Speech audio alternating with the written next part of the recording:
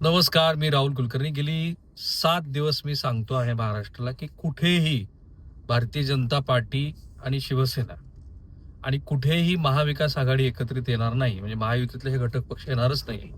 पण मला बिलकुल आश्चर्य वाटलं नाही, की जेव्हा सोलापूरमध्ये 50-50% जागा एकनाथ शिंदे यांची शिवसेना आणि अजित पवार यांनी वाटून घेतल्या आणि तोच फॉर्म्युला आज नरहरी झिरवाळ यांनी नाशिकमध्ये जाहीर केला.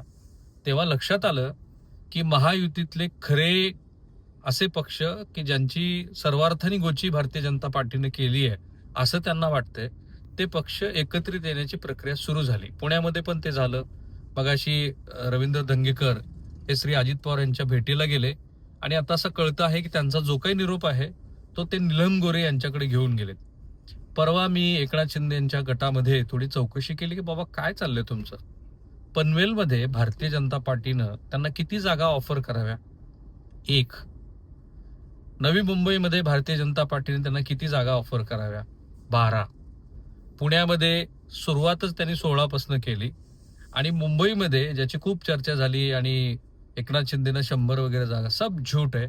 भारतीय जनता पार्टीने त्यांना केवळ 50 जागा ऑफर केल्या होत्या, 52-50, आणि शेवटी घोडं जे आणलं ते 67 जागा करते. गंमत अशी आहे की परवाच्या दिवशी श्री देवेंद्र फडणवीस यांच्याकडनं काहीतरी चर्चा पुढे जाईल असं वाटलं होतं, तेव्हा देवेंद्र फडणवीस हे थेट विदर्भात निघून गेले. तिथे त्यांचा एक सोहळा होता, अर्थात एक मॅरेथॉनची स्पर्धा होती, त्याला काही त्यांनी उपस्थिती दाखवली नाही की त्यातल्या त्यात भाग. पण असं दिसतं आहे की जरी श्री अमित शहा यांनी सांगितलं आणि अमित शहा यांच्या सांगण्यानंतर बघा, मी एकनाथ शिंदे यांची मुलाखत केली. त्या मुलाखतीमध्ये त्याच्या 1 तासभर आधी श्री देवेंद्र फडणवीस यांची मुलाखत झाली. त्याच्यामध्ये पहिल्यांदा देवेंद्र फडणवीसांनी सांगितलं की आत्ताच नाही तर 2029 ची निवडणूक सुद्धा आम्ही महायुती म्हणून लढू. आणि तेव्हा मला आश्चर्य वाटलं होतं, कारण मी फडणवीसांना हा प्रश्न विचारला की तुम्ही महायुती म्हणून लढणार आहात, पण इथे तर रवींद्र चव्हाण आणि एकनाथ शिंदे यांच्यातलं विस्त वाढवा जात नाहीये. तर ते असं म्हणाले की नाही, हे तुमचं आकलन आहे, पण आता आमचं सगळं संपलेलं आहे. 2-2.5 तास रवींद्र चव्हाण आणि एकनाथ शिंदे यांच्यात चर्चा झाली, कारण संदर्भ अर्थात अंबरनाथचा होता. अंबरनाथमध्ये भारतीय जनता पार्टीच्या विरोधाला डावलून एकनाथ शिंदेनी काही मंडळी घेतली आणि मग इकडे म्हात्रे कुटुंबातले सदस्य श्रीकांत शिंदेना डावलून भाजपानं घेतले. तोच प्रयोग मालवणमध्ये झाला. म्हणजे जेव्हा मी निलेश राणे यांची मुलाखत केली आणि ऑफ रेकॉर्ड ऑन रेकॉर्ड जे चर्चा झाल्या, माझं असं लक्षात आलं की जे रवींद्र धंगेकर यांच्या माध्यमातून दीर्घकाळ पुण्यात पॉलिटिक्स खेळलं गेलं, की रवींद्र चव्हाण यांची बदनामी आणि मुरलीधर मोहोळांना सेंटर स्टेजला ठेवून भारतीय जनता पार्टीची कोंडी, तोच प्रयोग मालवणमध्ये झाला. आणि मालवण आणि कुडाळ मधला जो प्रयोग आहे तो कमालीचा यशस्वी झाला, कारण तिथे दोन्हीही नगराध्यक्ष हे भाजपचे पडले. अर्थात सिनियर राणेंनी काय भूमिका बजावली हा एक वेगळा भाग आहे. सांगायचा मुद्दा असा की जे माझ्या मुलाखतीत उदय सामंतांनी सांगितलं, श्री एकनाथ शिंदे यांनी सांगितलं, काहीही होणार नाहीये याचा अंदाज गेल्या 6 दिवसात आलाच होता. आणि असं आहे की जेव्हा तुम्ही दिल्लीमध्ये जाऊन भारतीय जनता पार्टीच्या वरिष्ठ नेत्याबरोबर 50 मिनिटाची चर्चा करता आणि त्याच्यानंतर अशी बातमी येते, नव्हे ती प्रसूत केली जाते, की स्थानिक भाजपाच्या नेत्यांना असं सांगितलं आहे की पक्ष विस्तार करायला कोणीही कुणाला थांबवलेलं नाही, तुम्ही तुमची माणसं सांभाळणं हे तुमचं काम आहे. म्हणजे हा एका अर्थाने एकनाथ शिंदे यांना दिलेला मेसेज होता, जो आजपर्यंत कायम आहे. म्हणजे एकनाथ शिंदे यांनी कितीही वरून प्रेशर आणलं तरी शेवटी भारतीय जनता पार्टीचा प्रत्येक नेता, मग तो मुरलीधर मोहोळापासून ते श्री अमित शहा यांच्यापर्यंत, पार्टी फर्स्ट अशा धोरणाने तो राबतो. आणि म्हणून बघा, आता पुण्यामध्ये एबी फॉर्म जे काही राखून ठेवले होते एकनाथ शिंदे यांच्यासाठी, 15च होते ते. म्हणजे नीलम गोरे यांनी किती चिडचिड केली. त्यांनी प्रेस कॉन्फरन्समध्ये म्हणाल्या त्या की आम्हाला हे सन्मानजनक नाहीये वगैरे वगैरे. भारतीय जनता पार्टीनं तिकडे ढुंकूनही पाठवलं आहे. पुण्यातली माझी एक मित्रांची एक टीम मुंबईमध्ये भारतीय जनता पार्टीच्या संलग्न लोकांबरोबर चर्चा करत असते आणि मला असं लक्षात आलं की 227 वॉर्ड मधल्या प्रत्येक उमेदवाराचे सगळी गणिती भारतीय जनता पार्टीनं तयार ठेवली. म्हणजे गंमत अशी आहे की जिथे म्हणजे नाशिकमध्ये किंवा पुण्यामध्ये सुद्धा भारतीय जनता पार्टीनं सांगितलं की शिंदे सेनेला आम्ही एवढे तिकीट देऊ, पण ती आम्ही म्हणतो त्या उमेदवाराला तुम्ही द्यायची, कारण तुमच्या प्रत्येक उमेदवाराचा सर्व्हे आमच्याकडे आहे. म्हणजे हाच प्रयोग त्यांनी लोकसभेला केला होता. थँक्स टू एकनाथ शिंदेचं स्वतःचं जे काही उदारमतवादी असं निवडणुकीचं व्यवस्थापन असतं, त्याच्यातनं त्यांनी भारतीय जनता पार्टीला मात दिली. पण तुम्हाला हिंगोलीचं सांगतो, म्हणजे हेमंत पाटलाशी बोलताना ते जे दुःख आहे, अर्थात हेमंत पाटलाच्या मिसेसला उमेदवारी देऊन कॉम्पेन्सेट केलं आणि हेमंत पाटलाला विधान परिषद दिली, हा भाग वेगळा. पण भारतीय जनता पार्टीनं तो जो प्रयोग तिथे राबवला तर तो आता स्थानिक स्वराज्य संस्थांच्या निवडणुकीमध्ये पण राबवायचं ठरवलाय. आणि तो प्रयोग साधा आहे की एकनाथ शिंदे यांचे उमेदवार सुद्धा जर काही त्यांना दिलेच काही जागा तर त्या सुद्धा भारतीय जनता पार्टी डिफाईन करेल. आणि हा प्रयोग 2029चा आहे.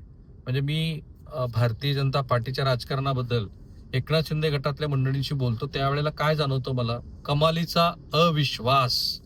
भारतीय जनता पार्टी आपल्या बरोबर काय करेल असाच त्यांच्या मनामध्ये महत्वाचा प्रश्न असतो आणि त्याचंच रिफ्लेक्शन 2029च्या ह्या 29 महानगरपालिका निवडणुकीच्या माध्यमातून जाणार आहे. एकाही ठिकाणी फारच कमी शक्यता आहे की मुंबई महानगरपालिकेमध्ये सुद्धा हे दोघं पक्ष एकत्रित येतील, पण एकाही ठिकाणी भारतीय जनता पार्टी आणि शिवसेना एकत्रित येईल असं दिसत नाही. इमॅजिन करा की तुम्ही आज नाशिक सारख्या की जिथे शिवसेनेनं उत्तम यश मिळवलंय भाजपच्या तुलनेमध्ये, तिथे नरहरी झिरवळ यांनी घोषणा करून टाकली तर राष्ट्रवादी काँग्रेस बरोबर जात आहे. तिकडे सोलापूरमध्ये दोन्ही देशमुख नाराज आहेत, विजय देशमुख आणि सुभाष देशमुख, कारण तिथे ज्या उमेदवारांचं इन्कमिंग केलेलं आहे त्यांच्या सांगण्यावरून जयकुमार गोरे हे पालकमंत्री तिथे उमेदवार निश्चिती करतात. याच्यापेक्षा वेगळी परिस्थिती मराठवाड्यामध्ये नाहीये. मराठवाड्यामध्ये आधी लातूर महानगरपालिका एकाच अर्चना पाटलाकडे चार्ज दिल्यानंतर तो दुसऱ्याकडे काढून घेतला.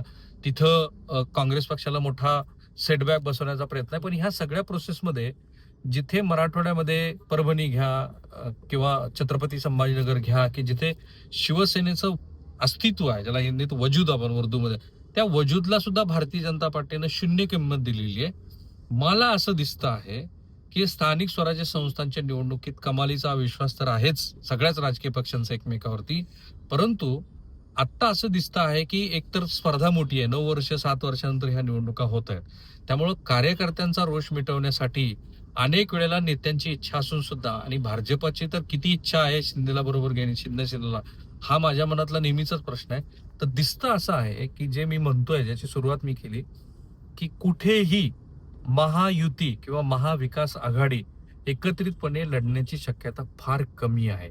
थोड्याच वेळापूर्वी मी श्रीप्रकाश आंबेडकर यांची मुलाखत केली. ऑफ रेकॉर्ड चर्चेतनं बऱ्याच गोष्टी कळतात आणि मला असं दिसतं आहे की त्यांची तयारी आहे. म्हणजे आता नागपूरमध्ये त्यांची इच्छा होती की काँग्रेस बरोबर जाण्याची, पण काँग्रेसमधल्या त्यांच्या भाषेत पाटील मंडळींनी काही त्यांना प्रतिसाद दिला नाही. पण छत्रपती संभाजीनगर, पुणे, मुंबई या ठिकाणी ते एकत्रित जातात. पण ह्या सगळ्या याच्यामध्ये तुम्हाला कुठेही महाविकास आघाडी दिसणार नाही. इतकी तिकडंबाज अशा सगळ्या गोष्टी सुरू आहेत आणि ह्याचा सरळ सरळ अर्थ निघतो ते दोन. एक, कार्यकर्त्यांना आणि पक्षाला सुद्धा आता कार्यकर्त्याला रोखणं पण शक्य नाहीये आणि कार्यकर्त्याबरोबर पक्षाचा विस्ताराचा 2029चा दृष्टिकोन हा अधिक हवी होतो आहे या सगळ्यात. आणि म्हणून मी म्हटलं की या क्षणापर्यंत की उद्या दुपारी 3 वाजता उमेदवारी अर्ज दाखल करण्याची शेवटची मुदत आहे. एकाही ठिकाणी महायुती आणि महाविकास आघाडीचं अस्तित्व तशा अर्थाने जसं देवेंद्र फडणवीस आणि एकनाथ शिंदे यांनी आमच्या माध्यमातून महाराष्ट्राला सांगितलं होतं ते दिसणार नाही. इंटरेस्टिंगली अजित पवार यांच्याबद्दल मात्र मुख्यमंत्र्यांनी ह्याच पुण्यामध्ये जेव्हा युतीबद्दलचा मुद्दा सांगितला त्याच्यात असं म्हटलं की अजित पवार यांना आम्ही बरोबर घेणार नाही. पुणे आणि पिंपरी चिंचवडमध्ये नॅचरली ते दिसतंय की पुण्यात भाजपचाच ते प्रतिस्पर्धी पक्ष आहे, पण आमची मैत्रीपूर्ण लढत असेल. पण काल अजित पवारांनी ज्या पद्धतीची भाषा पिंपरी चिंचवडमध्ये वापरली आणि भाजप दहशतीचं राज्य राबवत आहे हे सांगितलं, त्याचा अर्थ ही निवडणूक अत्यंत फिअर्स, ज्याला इंग्रजीमध्ये आपण म्हणतो, अत्यंत त्वेषाने लढली जाणार आहे. सो थांबूया आपण इथे. प्रत्येक छोटे मोठे अपडेट ह्या निवडणुकीचे तुम्हाला मी देतोय. थँक्स की तुम्ही ते लाखोच्या संख्येनं पाहत याल.